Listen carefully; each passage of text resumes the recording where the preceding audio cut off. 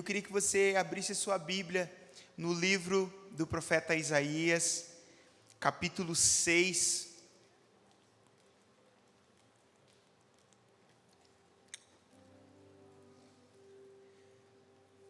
Livro do profeta Isaías, capítulo 6, vamos ler 8 versículos, e eu queria que você redobrasse a sua atenção, para juntos fazermos essa leitura. No ano em que o rei Uzias morreu, eu vi o Senhor assentado num trono alto e exaltado, e a aba de sua veste enchia o templo. Acima dele estavam serafins, cada um deles tinha 6 asas, com 2 cobriam o rosto, com 2 cobriam os pés, e com 2 voavam. E proclamavam uns aos outros: Santo, Santo, Santo é o Senhor dos exércitos, a terra inteira está cheia da sua glória. Ao som das suas vozes, os batentes das portas tremeram, e o templo ficou cheio de fumaça. Então gritei: ai de mim, estou perdido, pois sou um homem de lábios impuros e vivo no meio de um povo de lábios impuros. E os meus olhos viram o Rei, o Senhor dos exércitos. Então um dos serafins voou até mim, trazendo uma brasa viva, que havia tirado do altar com uma tenaz. Com ela tocou a minha boca e disse: veja, isso tocou os seus lábios, por isso a sua culpa será removida, e o seu pecado será perdoado. Então ouvi a voz do Senhor conclamando: quem enviarei? Quem irá por nós? E eu respondi: eis-me aqui, envia-me a mim. Amém? Queridos, o título que nós demos para essa ministração nessa noite é os efeitos eternos de um encontro com Deus. Você já parou para pensar que todo encontro seu com Deus, você perde alguma coisa e ganha alguma coisa daquilo que está nele? Todo encontro seu com Deus, você deixa uma porção daquilo que está contigo, e leva com você uma porção daquilo que está nele. Pelo menos assim é o que deveria ser. Tem um exemplo muito claro disso, nós vemos no Evangelho de João, quando uma mulher com um cântaro, ela vai ao meio-dia buscar água numa fonte, e quando ela chega lá, naquele sol relento, daquele clima desértico de Israel, e ela encontra Jesus, e Jesus pede para ela água, e eles começam ali a estabelecer um diálogo, e Jesus fala assim: olha mulher, se você soubesse quem lhe pede água, na verdade você lhe pediria, e ele faria de você uma fonte. Vai lá e chama seu marido. E ela fala assim: eu não tenho marido. E ele fala para ela assim: você disseste bem que não tem marido, porque você já teve tantos maridos, e agora o que está com você não é o seu marido. E aquela mulher percebe que aquele homem é um profeta, e de repente o que a Bíblia nos diz é que aquela mulher deixa de lado o cântaro, e volta para sua casa, e ela fala assim: olha, eu encontrei o Messias, o Mexiá, aquele que nós estamos aguardando. Porque todo encontro genuíno com a presença de Jesus, você deixa algo seu, e você leva aquilo que está nele. Amém? Faz sentido para você? Nós estamos diante de um livro de um homem que era chamado profeta, o profeta Isaías. E por muito tempo, a comunicação de Deus com os homens, ela foi feita através da vida dos profetas. Em alguns momentos, Deus, ele falava por meio de uma sarça que queimava e não se consumia.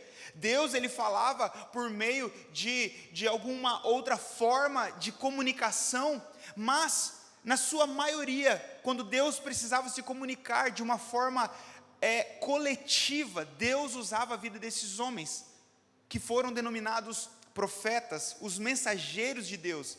Segundo Reis, capítulo 17, versículo 13, a Bíblia fala que o Senhor advertiu a Israel e a Judá por intermédio de todos os profetas, de todos os videntes, conclamando um arrependimento para essas nações. Deus fala por meio de profetas. E esses homens, eles falavam de forma corajosa, eles confrontavam o pecado do povo, eles apontavam, em alguns momentos eles eram oráculos, apontando eventos futuros que aconteceriam diante daquele povo. Isaías viveu cerca de 700 anos antes de Cristo, e ele revela até os dias de hoje o Cristo escrito em Isaías capítulo 9, ele fala: o maravilhoso conselheiro, o Deus forte, o Pai da eternidade, o príncipe da paz, o Emanuel, o Deus conosco. Isaías, ele profetizou no tempo de um rei chamado Uzias. E esse homem, Uzias, ele é o personagem inicial aqui dessa leitura que nós fizemos em Isaías capítulo 6. O texto começa dizendo: no ano em que morreu o rei Uzias, eu vi o Senhor. Sabe, o reinado desse homem, a história dele que começa em 2 Crônicas, capítulo 26, é uma história narrada de um rei que foi aclamado pelo povo. E eu não sei se você já percebeu, mas a Bíblia, ela tem uma coisa com um rei que é aclamado pelo povo. Nós vimos isso na história de Saul. Saul é um rei que foi aclamado pelo povo, eles queriam um rei sobre Israel. E Saul é um homem que ele governa por um espaço de tempo, mas ele desvia o seu coração. E Uzias, ele faz a mesma coisa, ele é um rei aclamado pelo povo, e ele reina por um momento da sua vida, mas no segundo instante da sua vida, ele também desvia o seu coração. E parte desse reinado, ou parte da sua história como rei, ela é uma história trágica. Eu quero ler com você 2 Crônicas, capítulo 26, versículo 4. A Bíblia diz assim: e fez o que era reto aos olhos do Senhor, conforme tudo o que fizera Amazias, seu pai, porque se deu a buscar a Deus nos dias de Zacarias. Para aqui, por favor. Olha só o que diz o texto. Ele fez o que era reto aos olhos do Senhor, conforme fizera o seu pai Amazias. E agora ele se deu a buscar a Deus nos dias de Zacarias. Ou seja, ele tinha um supervisor sobre ele, amém? A segunda parte do versículo fala assim, ó: esse Zacarias, que era entendido nas visões de Deus, e nos dias em que buscou ao Senhor, Deus o fez prosperar. Ou seja, enquanto esse rei, ele governava sobre uma supervisão, ou sob uma supervisão de um homem que era guiado por Deus, ele prosperou. Isso mostra a importância de você ser governado por uma liderança cristã que está conectada à videira verdadeira. Faz sentido? E não estar sendo liderado por alguém que tem o seu coração desviado. A Bíblia fala que ele fez o que era reto aos olhos do Senhor, enquanto Zacarias era vivo. Enquanto Zacarias viveu. Só que olha só o que diz 2 Crônicas 26, versículo 16. Mas, havendo já fortificado, exaltou-se o seu coração para a sua própria ruína, e cometeu transgressões contra o Senhor, o seu Deus, porque entrou no templo do Senhor para queimar incenso no altar do incenso. O pecado que derrubou Saul é parecido com o pecado que derrubou Uzias, coração exaltado. Por que eu coloco isso aqui nessa introdução de Isaías capítulo 6? Porque algumas coisas na nossa vida, elas precisam morrer, elas precisam ser arrancadas. Algumas posturas da nossa vida, elas precisam ser removidas com urgência, para que nós possamos acessar esse lugar de definitivamente viver uma experiência com a glória de Deus. Diga assim, ó, experiência com a glória de Deus. Eu não sei se você sabe, talvez é a sua primeira reunião aqui. O nome doxa, ele vem de glória de Deus, que é a mesma coisa que opinião de Deus. Então você não vive uma experiência com a doxa, você pode viver uma experiência com essa igreja, e sair daqui e achar legal o formato da igreja retangular. Talvez você pode achar o som da igreja alto demais. Talvez você pode achar o som da igreja baixo demais. Talvez você pode achar a gente parede preta demais, apesar de ser cinza. Mas talvez você está acostumado com uma outra experiência de igreja. E a sua experiência, ela pode terminar nas quatro paredes. Mas eu não estou falando de uma experiência com a igreja doxa. Eu estou falando de uma experiência que te marca para o resto da sua vida. Uma experiência que você vive e que ninguém mais tira de você essa experiência. Quero contar algo para você. Eu fui semana passada no Paraguai. E era sexta-feira que eu fui no Paraguai? Quinta-feira, sexta-feira, eu fui no Paraguai. E estava chovendo. E eu tenho um amigo, um irmão árabe, ele é de nacionalidade árabe, e ele é cristão convertido. E ele falou assim: pastor, passa aqui no escritório para a gente conversar um pouco e tal. E eu cheguei lá, e o irmão dele, ele é um cara que, sabe, aquelas pessoas que ela é curiosa, ele ainda não se rendeu ao evangelho, mas ele pergunta, ele questiona, ele quer entender o evangelho a partir do convencimento, do argumento. E aí ele falou para mim assim: não, eu tenho vontade de ir, só que eu já tenho problema demais aqui na minha empresa, e eu já tenho problema demais no trânsito aqui do Paraguai, e quando eu chego em casa, minha casa é um ambiente de paz. Se eu for para uma igreja evangélica, e minha esposa fala assim: onde que você estava? Eu vou falar assim: eu estava numa igreja evangélica. Ela vai me questionar e eu vou ter um problema em casa. Faz sentido? E eu não quero ter um problema na minha casa. Só que eu queria que você me explicasse. E aí, irmãos, eu comecei a falar para ele. E eu comecei a falar para ele da minha vida que começou lá atrás e tal. Eu tive um encontro com Deus. E eu falando empolgado, e eu olhando para ele assim, e ele me olhando assim: tá, mas o que garante que não foi uma coisa da sua cabeça? Que não é uma voz da sua cabeça? E aí isso me fez pensar. Porque a gente pode viver uma vida inteira vivendo uma jornada religiosa. E aí eu não estou falando só de você frequentar o islamismo uma vida inteira, de você frequentar o catolicismo uma vida inteira, porque você pode frequentar uma igreja evangélica uma vida inteira e não ter tido um encontro com a glória de Deus. Você pode ser um profeta, o profeta Isaías, mas você só vê a glória de Deus quando algumas coisas elas são arrancadas da sua vida. E a primeira coisa que precisa ser arrancada da nossa vida ainda nessa introdução é a incredulidade.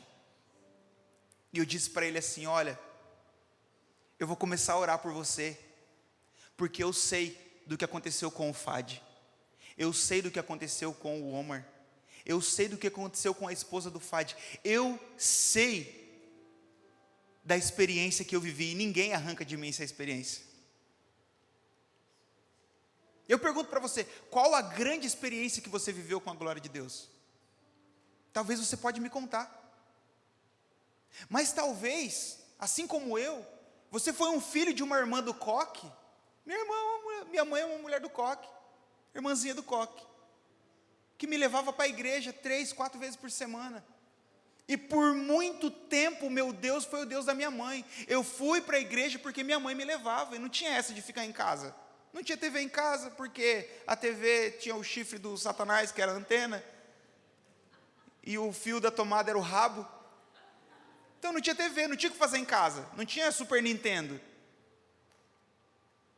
Então a gente ia para a igreja, nem que fosse para dormir no banco. Já viu aquele meme? Quando eu falo que eu cresci na igreja, o que as pessoas pensam? As crianças chorando, e como realmente é, as crianças dormindo, né, no banco da igreja.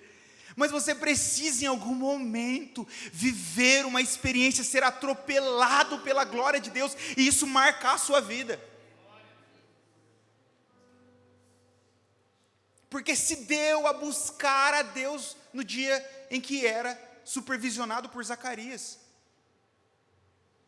Agora, um rei rebelde, ele impede-nos de ver a glória de Deus.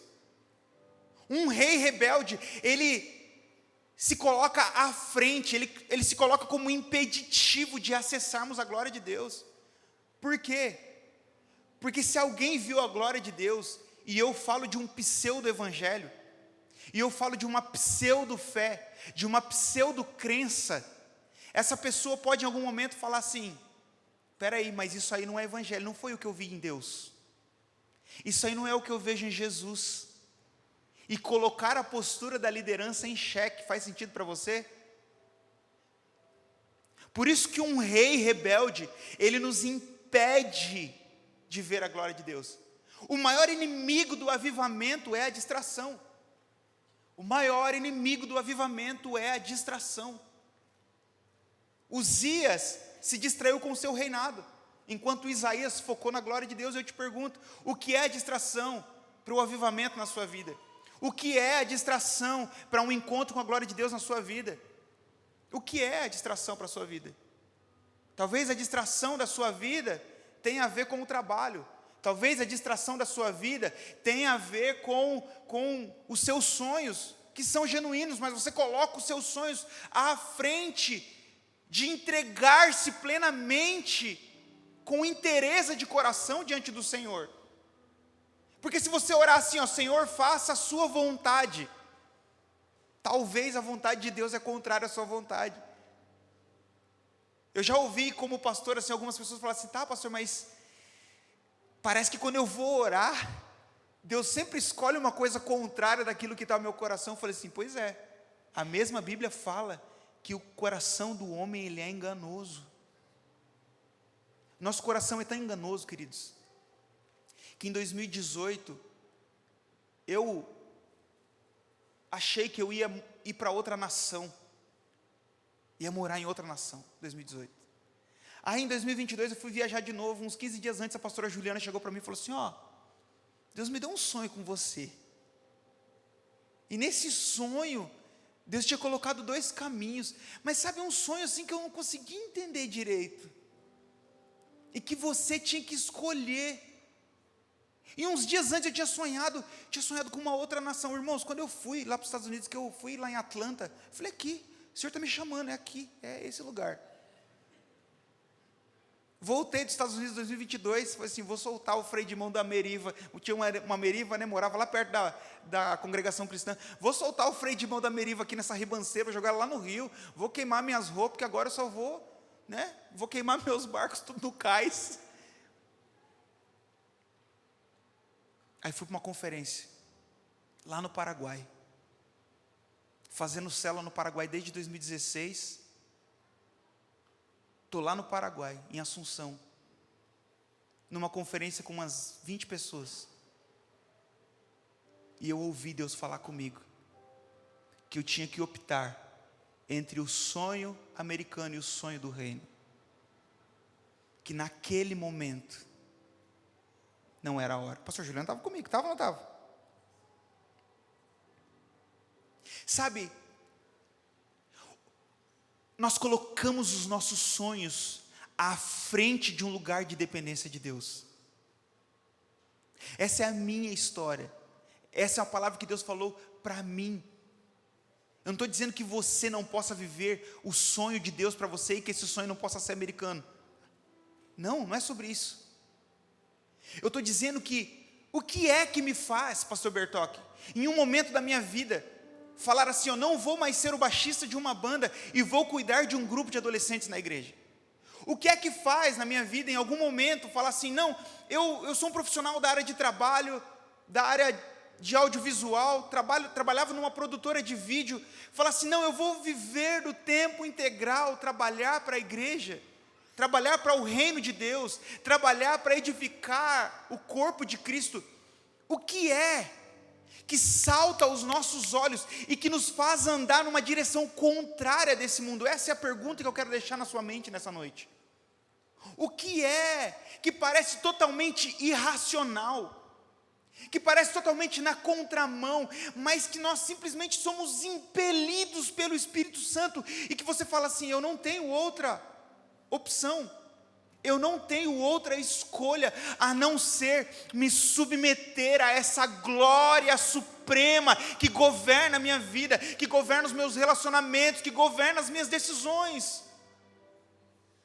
O que é? O que é? O que é que em Filipenses capítulo 2 nos faz ver um rei se despir da sua glória, se encarnar como homem, e viver como servo sofredor, e ser fiel até a morte, se submeter a uma cruz, que era uma das formas de morte mais cruéis e mais vergonhosas para aquele tempo, por amor a nós. E o que é que nós o devolvemos? E como é que nós dedicamos a nossa vida em favor dessa glória? O que me traz, diante dessa palavra de Isaías capítulo 6, atitudes, decisões eternas, a partir de um encontro com a glória de Deus, talvez tenham a ver porque tem dias que nós estamos mais, hoje eu estou precisando de uma palavra, hoje eu estou precisando de um encorajamento, e aí nós saímos da nossa casa mais predispostos a ofertar um culto ao Senhor. De vez em quando nós passamos por algumas dificuldades na nossa vida, e que elas nos levam de volta para o Senhor, mas por que isso não é a partir daquilo que nós vemos dEle? E por que isso é sempre a partir de um problema, de uma dificuldade, de uma necessidade, de uma busca específica? Nós vemos isso, nós estamos de jejum, oração, pelo top do Legendários. Uau, incrível, vamos fazer isso, vamos fazer 4 tops ao longo do ano, show, 40 dias de oração, tantos dias de jejum. E quanto dessa dinâmica, ela não tem a ver com algo específico, mas tem a ver com uma separação nossa para Deus. Faz sentido, igreja? Um dia me perguntaram assim, eu tenho 35 anos, eu toco na igreja desde os 9, então pensa, eu tenho 26 anos de ministério, olha só, parece um negócio assim, né, surreal. Boa parte desse tempo eu fiz pela religião. Nasci na igreja. Sabe aquela história do berço evangélico? Meu berço tinha uma cruz iluminada, né? É o berço evangélico que você compra lá na livraria evangélica, né? Aí, ó, tá aí uma dica de negócio aí para quem precisa empreender, né? Berço evangélico para quem nasce na igreja, né? E aí um dia me perguntaram: o que é mais difícil? Me tornei pastor em 2017, comecei a cuidar de gente. Em 2013, eu não cantava na igreja, comecei a cantar em 2013, 2014, comecei a liderar o louvor na igreja. O que é mais difícil? Pregar, cantar, tocar, subir na escada e pendurar a caixa, pendurar a luz? O que é mais difícil? E sabe, aquela pergunta me fez pensar, porque se nós pensarmos pela atividade, tem atividades que elas cansam mais, mas não é sobre isso. A minha resposta foi assim: o mais difícil é não se acostumar com o ambiente da glória e todas as vezes fazer como se fosse a primeira vez. Você vai subir na escada, suba na escada da melhor subida que você puder subir. Você vai cantar, cante afinado, seja excelente em tudo que você fizer. Vai pregar, prega uma mensagem bíblica. Transporte as pessoas de um estado de estagnação para um ambiente de movimento no reino de Deus. Faça isso com zelo, com prudência, com cuidado. Não importa o que você está fazendo, mas faça com zelo. Isso é o mais difícil. Porque agora que você viu a glória de Deus, você não pode mais viver como aqueles que não viram. Amém? Avivamento não é construído num culto. O avivamento é construído com uma vida, com uma prática contínua, com uma busca diligente. Eu coloquei algumas coisas aqui, ó. O que Paulo viu no caminho de Damasco. Nós temos uma música incrível dos Bravos. O nome da música é Tua Glória, e ela fala assim, ó, o que Paulo viu no caminho de Damasco. Sabe? O que João viu, que o preparou para a missão, o que viu Jacó, o que viu João, o que Davi viu no tabernáculo de Deus, o que viu Elias, que o fez permanecer, o que viu Daniel. Senhor, eu quero ver. Essa música é um clamor. O que é que esses homens viram? O que é que a mulher do fluxo de sangue viu, que ela falou assim, vale a pena empurrar a multidão, vale a pena afastar essas pessoas, porque se eu somente tocar no seu manto, eu serei curada. Vale a pena, vale o custo, vale o esforço. O que é que nós vimos que faz a gente sair de casa com blusa, num frio, e vir aqui, se não é por Ele, se não é por causa dEle, se não é para a honra e para a glória do nome dEle? Não é sobre encher a igreja, é sobre nos encontrar com Ele e deixar um pouco de quem nós somos. Você está aqui nessa noite para deixar um pouquinho de quem você é. Uns precisam deixar mais, outros já estão deixando continuamente. Esse culto de hoje você deixa mais um pouquinho, mas todos nós precisamos deixar quem nós somos para nos tornar quem Ele é.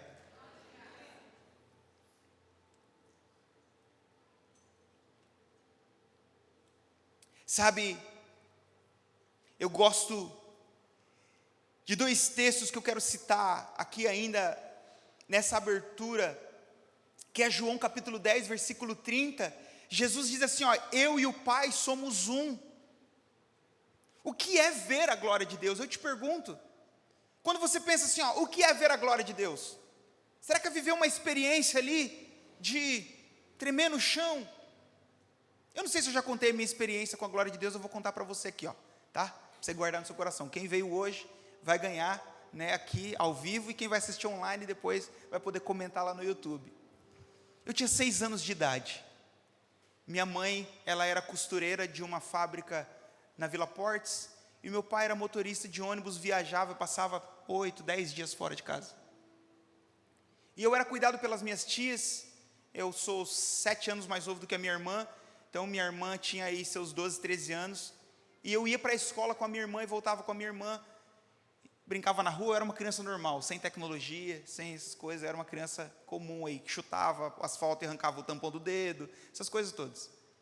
Eu estou em casa, meu pai, ele comprou uma câmera de vídeo VHS, começou a comprar algumas fitas VHS, de pregação, de ministração, de música, e eu estou lá em casa, coloquei uma fita VHS, porque tudo que não podia fazer dava vontade de fazer. Então, meu pai em casa não deixava eu mexer no vídeo. Eu falei, eu vou pegar uma fita que eu vou colocar no VHS. E de repente começou a tocar uma música. Fonte de água viva, terra do pão, quebra as paredes do meu coração. Vento que se cala dentro da minha alma, faz nascer o fruto dessa doce calma. E começava um solo. Quem já viu essa música? Tem uma galera aí também que já ouviu essa música.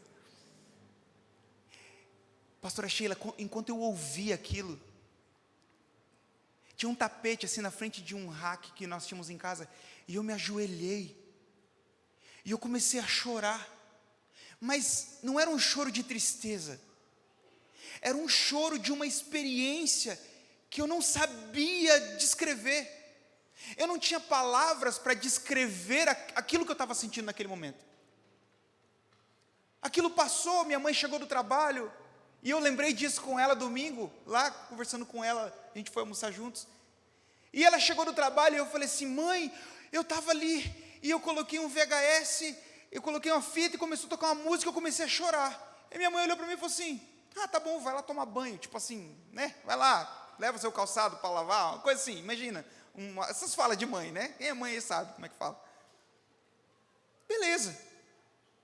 Quando eu tinha 12 anos, passaram-se 6 anos. Quando eu tinha 12 anos, eu já estava tocando na igreja. Estava tocando na igreja, estou lá com o meu baixo, congresso de jovens. Quem já foi da assembleia aí, pentecostal, já sabe, aleluia. Domingo à noite, estou eu lá. Domingo à noite no congresso de jovens. Assim, quem não aceitou Jesus na sexta e foi batizado no Espírito Santo no sábado, tem o rescaldo do domingo à noite, certo? Né? Domingo de manhã é culto de missões, então ali você entrega relógio, tênis, você dá tudo ali no culto de missões, né? E no culto à noite é quem não foi batizado no Espírito Santo. E eu aqui, tocando.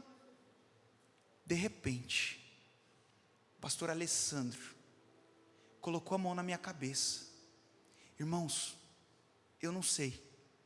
Eu só sei que eu tirei o baixo, coloquei no suporte. E eu me joguei no chão. E novamente aquelas lágrimas tomaram conta da minha vida. E eu comecei a gritar. Eu comecei a falar em novas línguas. Eu tive um revestimento do Espírito Santo de Deus. E naquele momento, eu me lembrei daquela experiência que eu tinha tido aos 6 anos de idade. E aquilo marcou a minha vida. Eu tinha amigos que faziam assaltos, que fumavam baseado. Eu cresci numa periferia aqui de Foz do Iguaçu. Eu nunca coloquei um cigarro na minha boca, eu nunca peguei uma arma na mão. Mas sabe, isso não tinha a ver com a minha boa índole. Isso não tinha a ver com os conselhos dos meus pais apenas. Isso tinha a ver com uma pessoa que teve um encontro com a glória de Deus e que achou algo mais excelente. Então você ama sua esposa e você não traz sua esposa, não é porque você é líder da igreja. É porque você viveu um encontro com a glória de Deus e agora essa natureza que ela habita dentro de você, ela não se comunica mais com essa nova natureza. Faz sentido? Agora, eu gostaria de aplicar algumas coisas dentro desse texto, porque não é só ter um encontro, aqui tremi, chorei, senti um arrepio. Talvez você vive isso aí lá com o Corinthians perdendo, né? Ou Palmeiras perdendo, a verdade, né? Muitos times perdem, né? Então, não é só a experiência, não é só o arrepio, não é só gostar da música. Eu sou líder de louvor aqui na igreja. E geralmente acontece algo assim, pastor, eu estava ouvindo uma música lá no meu secreto, e essa música tinha que cantar na igreja. É assim ou não é? É assim ou não é? É assim, tá? Queridos, por favor, eu não estou fazendo uma crítica. Vocês podem trazer muitas músicas para nós, tá? Eu só estou falando que geralmente, isso tem a ver com o ambiente do secreto, e que ela não se encaixa numa adoração coletiva, porque ela tem a ver com algo que você viveu no seu secreto. Amém? E aí você vive a sua experiência, e ela é genuína, mas ela é a sua experiência. Só que qual é a transformação que ela opera na sua vida? Porque você vive 25 anos, 30 anos, 50 anos dentro da igreja, e parece que você nunca teve um encontro com a glória de Deus, porque a vida não sai do lugar, porque não gera uma transformação, porque os filhos não podem ver a glória de Deus na sua vida, porque a esposa não pode ver a glória de Deus na sua vida. Meu avô, eu lembro que o meu avô, ele era uma pessoa super reservada, o pai da minha mãe, meu avô Isauro, ele que é o músico, o patriarca, né, de toda a família. E sabe, não tinha essa de um cara chegar na porta para cobrar, porque ele pagava antecipado. No meu tempo de criança, quem tinha um encontro com a glória de Deus, ele vivia uma forma assim, agora ele andava de camisa, agora ele botava uma Bíblia, capa marrom embaixo do braço, agora ele botava uma calça social, e na semana passada ele estava lá no boteco, botão aberto até aqui, jogando sinuca. Na outra semana ele estava com a camisa fechada, ali, cabelinho penteado para o lado, cortado e tal. E agora? Porque não é o estereótipo, entenda por favor, não é o estereótipo, é a vida que você vive depois daquele encontro. E eu quero tirar algumas lições. A primeira lição que eu vejo, Isaías viu a glória de Deus, Uzias morreu, Isaías viu a glória de Deus. Qual que é a primeira aplicação na vida de Isaías? Isaías tem convicção. Ele fala assim, ai de mim, eu estou perdido. Primeira coisa que precisa acontecer na nossa vida quando nós temos um encontro genuíno com a glória de Deus é assim, ó, cara, eu não me sustento, eu sou podre, eu sou pó, eu sou nada, tudo o que eu tenho é nada comparado à glória do Senhor. Tudo o que eu sei é nada, é nada. Qual que é a tua formação? Ela é nada. Ah, eu canto, ó, parabéns, toca 26 anos na igreja, é nada. Nada é nada. Convicção foi o grito pelo efeito do seu sentimento de pecaminosidade. Eu não sei se na sua versão está assim, ai de mim, ponto de exclamação. Ai de mim, é um grito. Convicção dos pecados é o primeiro efeito da obra salvífica de Cristo. Ela precisa causar em mim, dentro de mim. E esse é o efeito da graça de Deus em nós. A essência da verdadeira convicção é uma profunda e irresistível, sabe, comportamento assim, ó, de quem eu sou. Meu Deus, isso muda tudo. Olha só onde é que eu estou. Eu não tenho nada que possa fazer para que Ele me ame mais. Nada, nada, nada, nada. Santidade de vida, queridos, não é apenas uma santidade de doutrina. Eu não estou pregando para você aqui doutrinariamente. Não, agora você precisa viver assim, ó. Agora você está anestesiado. Não é apenas doutrinário, mas é uma aplicação que começa de dentro para fora. Ser correto não é apenas falar do correto, não é falar do Evangelho, é viver o Evangelho, amém? Não é falar só das verdades bíblicas, mas é viver as verdades bíblicas na nossa vida. Lucas capítulo 19, a Bíblia fala que Jesus entrou na casa de Zaqueu. E o que aconteceu com Zaqueu? Zaqueu fala assim, ó, eu vou devolver. Eu vou dar aos pobres metade dos meus bens. E se em alguma coisa eu tenho defraudado alguém, eu restituo 4 vezes mais. O que Jesus falou com Zaqueu? Eu te pergunto, o que é que Jesus falou com Zaqueu, a não ser, eu vou acampar na sua casa. Eu vou dormir na sua casa. Eu vou estar com você. É a convicção de que eu preciso dar tudo. O pastor Flávio estava falando sobre oferta e falando que Deus nos recebe antes de receber a nossa oferta. Deus nos recebe. Deus recebe nosso coração antes de receber a nossa oferta. A nossa postura, a nossa inteireza. Deus conhece todas as coisas. Como eu digo que eu encontrei a Deus, como eu digo que eu encontrei a sua glória, se eu não consigo ver a minha pecaminosidade?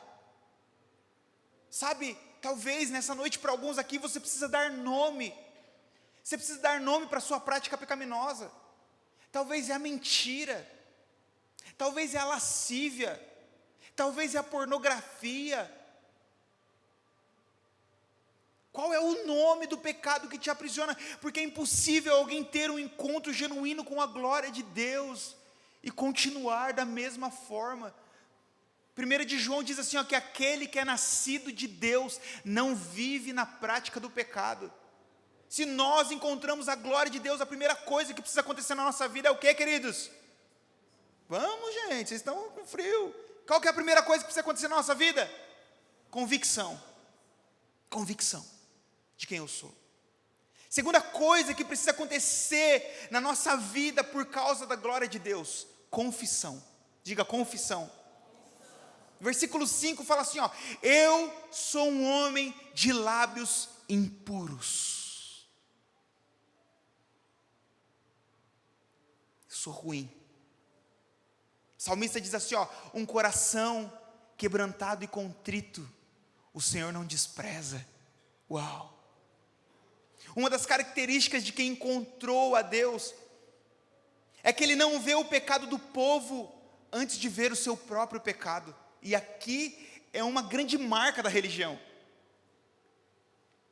E quando eu digo religião, por favor, eu não estou dando o nome de igreja A, B ou C, pelo amor de Deus. Eu estou falando de um coração religioso. Sabe, me mandaram um meme aí de um pastor no inbox. Caiu lá na página do Crente Aranha. Olha só o nome da página, Crente Aranha. E sabe, eu escrevi e apaguei.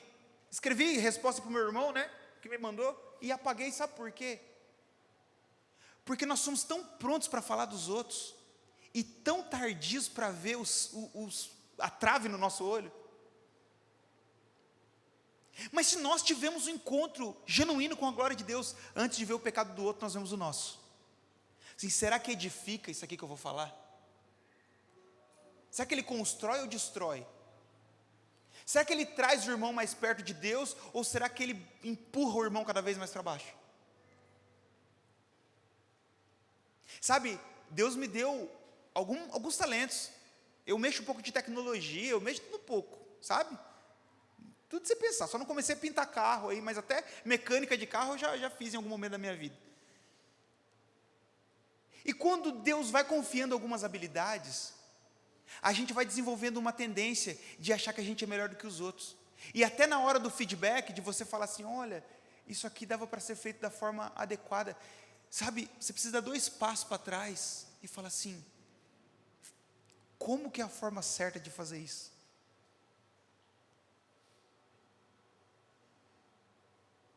Confissão, queridos. Confissão. Eu sou um homem de lábios impuros. Ah, o povo está assim porque eu sou assim. Não, eu sou um homem de lábios impuros, a culpa é minha. Ah, mas é porque a igreja... Não, é comigo. Tem uma frase muito famosa no meio da igreja que diz assim, ó, a igreja é assim porque você é assim. A igreja que você sonha, ela está dentro de você. E é verdade. Porque a gente começa, mas a culpa é do Brasil, o problema é a nação é assim, não, é o Paraguai que é assim, é a Argentina que é assim, não, queridos, não, eu sou um homem de lábios impuros. Deus não desprezará o seu coração, quando você se quebrantar diante dEle. Eu gosto muito do Salmo 139, versículo 1, o salmista diz assim, Senhor, Tu me sondas e me conheces, Tu sabes o meu assentar, o meu levantar, de longe entendes o meu pensamento. Faça um exercício diário, confesse os seus pecados ao Senhor, confissão diária, faça sua confissão a Deus. Segundo, faça sua confissão ao seu líder, faça isso como um exercício periódico na sua vida, e você vai ver o quanto você vai ser desenvolvido, crescer no conhecimento de Deus. Provérbios de número 28, versículo 13, diz assim, ó, quem esconde os seus pecados não prospera, mas quem os confessa e deixa, encontra misericórdia. Posso ouvir um amém? Amém. O que mais acontece quando nós vemos a glória de Deus? Diga assim, ó, purificação. Purificação. Versículo 7 diz assim, ó, a tua iniquidade foi tirada. Na visão de Isaías, o anjo vem com uma tenaz e toca na tua boca, e toca na boca dele, e diz assim, ó, a tua iniquidade foi tirada. Queridos, por que é importante esse texto? Porque tem gente que fez coisa errada lá no passado, sabe aquele testemunho forte? Eu desviei, comi cadáver, sei o que lá, né? Certamente, se você tem a vida aí na igreja há muito tempo aí, você já ouviu alguma dessas ladainhas em algum momento da sua vida. E aí você fala assim, eu não tenho testemunho forte, porque eu nunca desviei. Eu não tenho testemunho forte, porque eu nunca menti. Você tem o testemunho mais forte de todos. Amou o Senhor, dedicou sua vida ao Senhor. Agora, isso não pode ser religioso. Porque daí, por outro lado, o cara que fez tudo errado no momento da vida dele, ele está no Senhor, mas ele está sempre com aquele sentimento de culpa. Minha vida não vai para frente, eu não consigo avançar no reino, porque lá, quando o mundo era preto e branco, Eu fiz muita coisa errada. Não, querido, em nome de Jesus, você já foi lavado pelo sangue de Jesus. Quem vive, quem empreende em cima de passado é museu. Nós andamos de glória em glória, de encontro em encontro com a glória de Deus. Purificação. Pastor Juscelio, ele tem uma frase poderosa, ele fala assim, ó, a esposa, ela vive 30 anos com um homem mentiroso, mas ela não fica 6 meses casada com um homem que decide confessar pecado. Eu não sei, eu acho que ele me trai, mas está lá casado há 30 anos. Eu acho que ele mente para mim, mas está lá casado há 30 anos. Não, em nome de Jesus, em nome de Jesus, viva purificado pelo sangue de Jesus, viva convicto de que você foi encontrado pela glória de Deus, a sua iniquidade foi tirada, o seu pecado foi perdoado pelo sangue de Jesus, amém? A verdadeira e genuína purificação moral, ela só pode ser realizada pela fé no sangue de Cristo.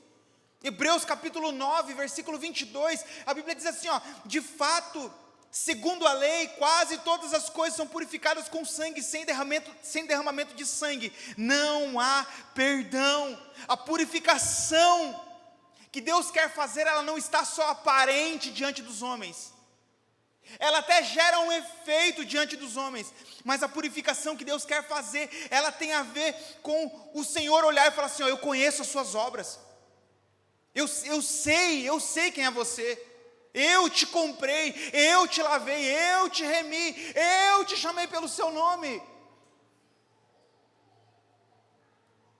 Aleluia! Quando permitimos que a palavra de Deus entre em nós, o quanto nós permitirmos, o quanto nós deixarmos que a palavra entre dentro de nós, nós vamos começar esse processo de purificação, diário, genuíno. Você vai sendo purificado no pensar, no sentir, no vestir, no fazer, no falar. Você falava errado, falava, mas agora você não fala mais. Você pensava podre, agora você não pensa mais. Amém? O que mais nós vemos depois da glória de Deus? O que acontece na nossa vida de um efeito eterno? Diga assim, ó, consagração. Aqui é poderoso, porque agora a gente começa uma curva. Ai de mim, eu sou um homem de lábios impuros, mas agora eu fui purificado, e agora? Agora começa a consagração, agora você começa uma jornada de edificação, uma jornada de crescimento. Faz sentido, igreja? Ele diz assim no versículo 8, eis-me aqui, envia-me a mim. Uau! Sabe, depois de ver a glória de Deus, Isaías se vê sem impedimentos. Sabe aquela pessoa que você fala assim, meu Deus, mas eu conheci esse cara lá na escola, e agora ele é tão ousado. Sabe, um dia o Isaac chegou para mim e falou assim, pai, eu orei pela professora lá na escola. Eu falei, é mesmo, orou pela professora na escola? Ele era criancinha, faz tempo que ele não ora pela professora na escola, filho? Orou pela professora na escola, e aquilo encheu meu coração de temor. E sabe, você olhar e falar assim, o que é que faz uma criança, 6 anos na época, 7 anos na época, orar pela professora na escola, senão uma convicção de que Deus tem poder de curar a dor de cabeça dela.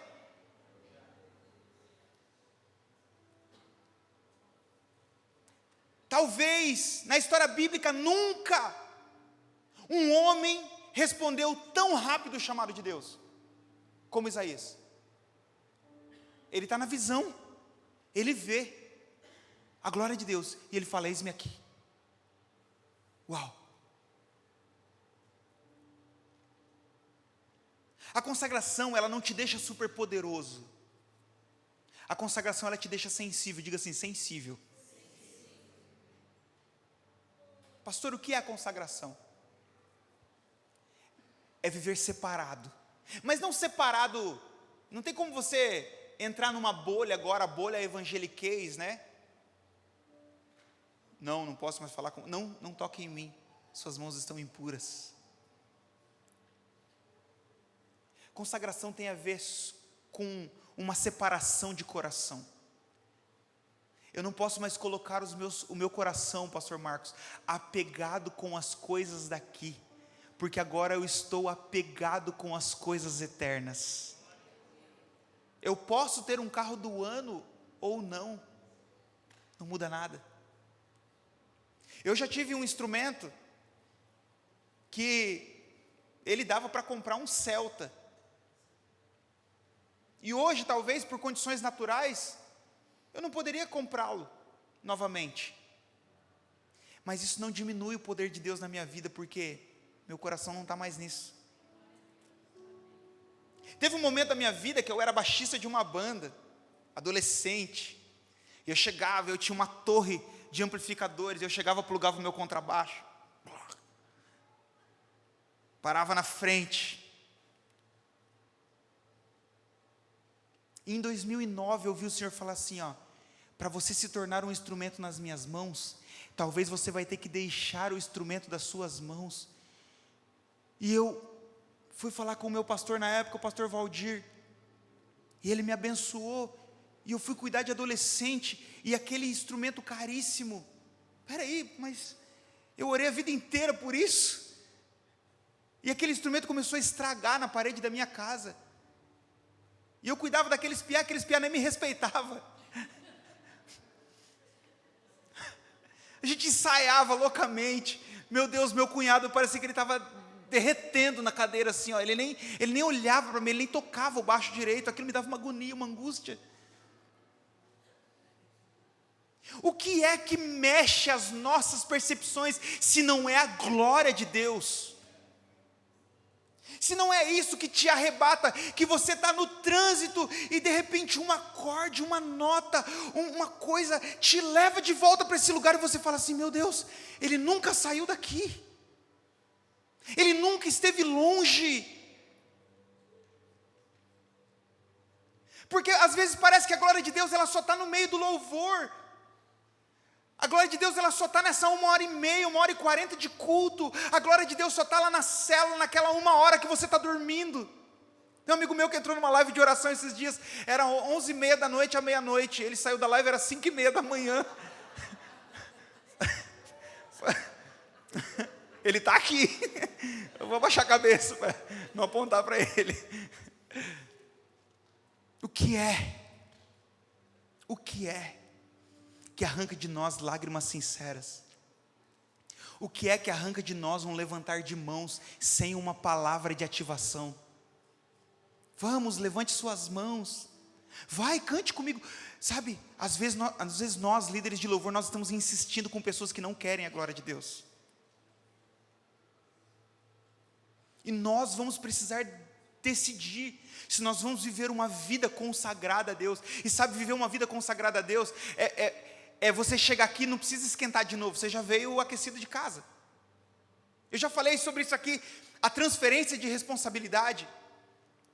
Nós morávamos na Vila C, nesse encontro que eu tive com Deus, aos 6 anos de idade, nós morávamos na Vila C. E nós não tínhamos carro, andávamos cerca de 6, 7 quilômetros para ir para a igreja, caminhando.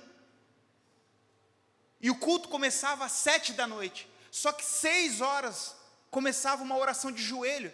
Sabe aquele barulho de burburinho de joelho? Né? E nós íamos, 1 hora de joelho. Minha mãe, ela saía de casa com uma nota de R$1, na época ainda, tinha verdinha, uma nota de R$1 no meio da Bíblia, um lencinho dobrado. Ela saía de casa com 2 expectativas, a expectativa de dar um culto a Deus e a expectativa de chorar na reunião.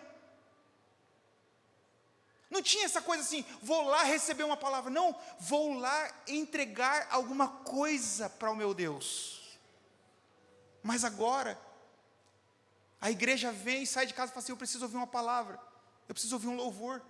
Aí chega aqui, o ministério de louvor recebeu a música, se é do meu time, às vezes recebe a música umas 12 horas antes, né? Às vezes não dá tão antes. Não deu tempo de tirar, o tom estava difícil, a música eu não conheço, não deu tempo. Aí o líder do louvor fala assim, também furou o pneu do meu carro, não consegui me preparar, vai ficar para a pregação. E um vai transferindo a responsabilidade de ofertar o culto a Deus para o outro. Agora imagina quando todos nós viermos de um ambiente de consagração, em que você não descansa na segunda, a sua segunda-feira, se ela é uma segunda de folga, ou se o seu domingo é um domingo de folga, o seu altar, ele continua queimando, porque o incenso, o altar arderá, o fogo arderá continuamente sobre o altar, e não se apagará. É um fogo que queima continuamente, e aí você começa a perceber que você está frio demais, porque começa a vir algumas palavras na sua boca que já não vinham, começam a vir alguns pensamentos que já não vinham, começam a vir algumas atitudes que já não vinham, começa a vir umas buzinadas no trânsito que fazia um tempo que já não vinha. Porque se você vive no Senhor, se você habita nele, se você vive em uma plena consagração com Ele, não tem um dia que você está mais crente, tem um dia que você está mais sensível, mas todos os dias você está crente. Faz sentido? Então a consagração ela não te deixa super poderoso, ela te deixa mais sensível. Amém? E aí, para nós concluirmos, a última coisa que acontece com quem foi atropelado, que agora já não é mais um encontro, foi atropelado pela glória de Deus, eu já não me governo. No primeiro e segundo passo você fica assim, eu acho que eu vi, então acho que eu vou me confessar, acho que eu vi, acho que eu vou. Mas agora aqui, você já foi atropelado pela glória de Deus, e agora é a comissão, a grande comissão, diga comissão.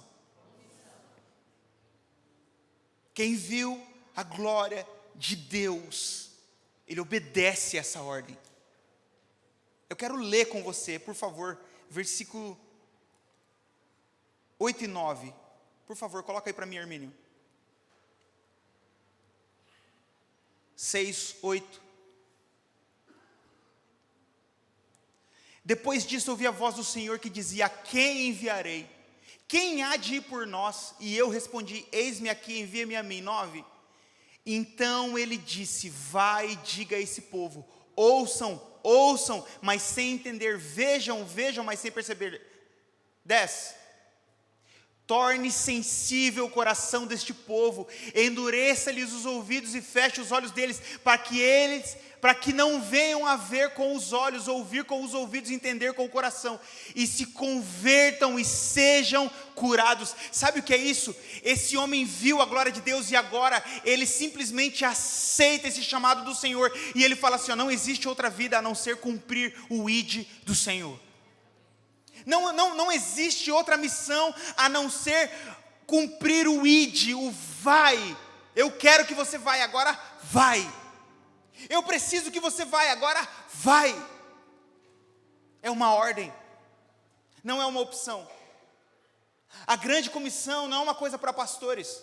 A grande comissão não é uma coisa para missionários. A grande comissão não é uma coisa para líderes de louvor. A grande comissão é algo para aqueles que foram chamados pela voz de Deus, aqueles que tiveram um encontro com a pessoa de Cristo.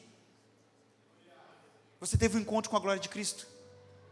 Você teve um encontro com Jesus? Então você precisa cumprir a grande comissão. A ligação do livro de Isaías com Jesus é tão grande, que em Mateus capítulo 28 nós também vemos o ID. E eu quero dizer, queridos, o diabo quer nos manter ocupados. O diabo quer nos manter distraídos e nos fazer voltar lá para Uzias. Por isso a pergunta é, quem é Uzias? O que é Uzias na sua vida que te impede de cumprir a grande comissão?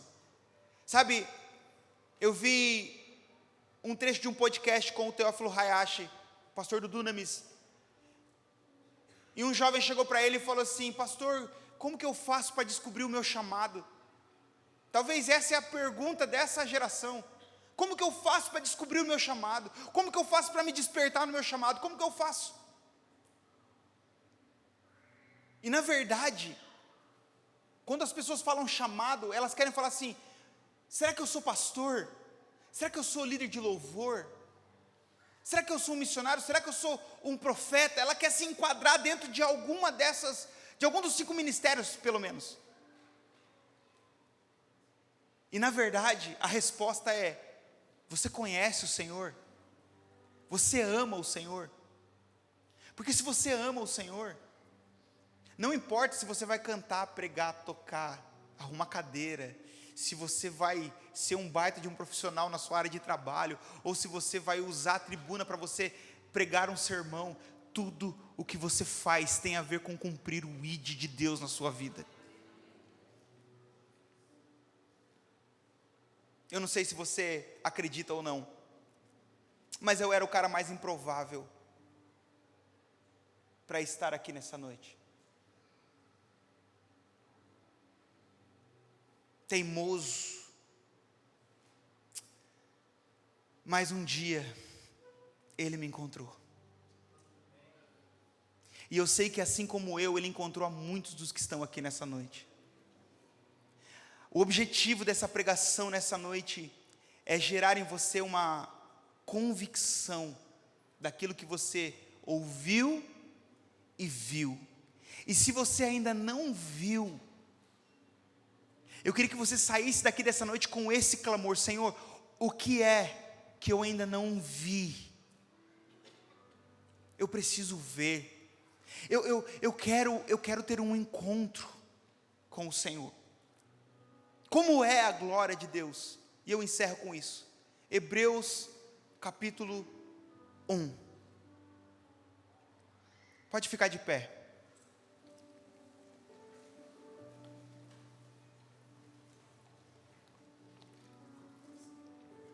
Como é a glória de Deus? Hebreus capítulo 1, para nós encerrarmos. Diz assim: o Filho, eu vou ler na NAA, Hermínio. O Filho, que é o resplendor da glória de Deus, é a expressão exata do seu ser, sustentando todas as coisas pela sua palavra poderosa. Depois de ter feito a purificação dos pecados, assentou-se à direita da majestade nas alturas, tendo se tornado tão superior aos anjos, quanto herdou mais excelente nome do que eles. O primeiro versículo, ele começa dizendo assim, anteriormente Deus falou a partir dos profetas, mas agora Ele falou pelo Filho. Você quer conhecer a Deus? Conheça Jesus. Você quer saber como é Deus? Conheça Jesus. O que é que Deus fala? Conheça as palavras de Cristo Jesus. Eu quero viver, eu quero me parecer com Deus, eu quero ser um marido como Deus deseja que eu seja. Eu quero ser um pai como Deus deseja que eu seja. Eu quero ser um filho como Deus deseja que eu seja. Olhe para a pessoa de Cristo. Você recebe essa palavra no seu coração? Queria que você fechasse seus olhos nesse momento.